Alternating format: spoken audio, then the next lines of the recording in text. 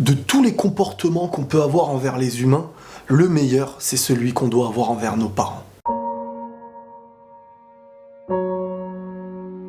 Avant toute chose, et dans tous les domaines, il existe des cas extrêmes, et on va dire des dérogations pour ces cas. Mais dans la grande majorité des cas, on va tous un petit peu se sentir concernés. Je reçois énormément de messages liés aux parents.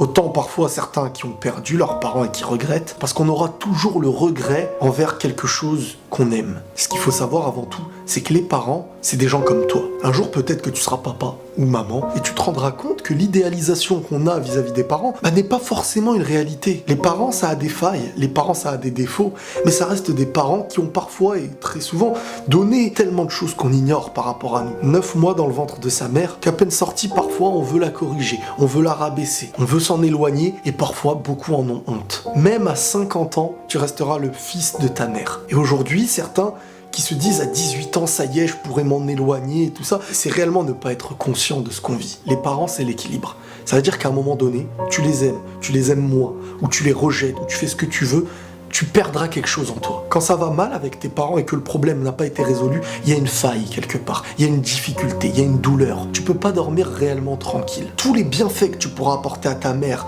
ou à ton père, ce sera jamais trop. Tu pourras jamais, tu dois jamais te dire dans ta vie, ça y est, j'ai fait ce qu'il fallait par rapport à mes parents, c'est bon. Et ce que tu fais de plus ne doit même pas être un acquis. Quand une mère a besoin de son fils, normalement, on doit même pas lui dire pourquoi. Rien que le fait de rendre son cœur un petit peu plus heureux, de te parler, de te voir, de sortir dehors avec elle, c'est un truc normal. C'est quand aujourd'hui je regarde certaines mamans qui vont devenir mères, je me dis le soin qu'elle prend et l'amour qu'elle donne à son fils qui n'est même pas encore né, on n'arrivera jamais à lui rendre un petit pourcentage de notre vivant. Et c'est pour ça que je me dis que la femme dans ce domaine-là, elle est beaucoup plus forte que l'homme parce que l'amour qu'elle peut donner, je sais pas si l'homme peut le donner tout autant. Et c'est pas un hasard que le bébé soit dans le ventre de sa mère, parce qu'elle est plus forte pour être mère. Après le père, c'est le père.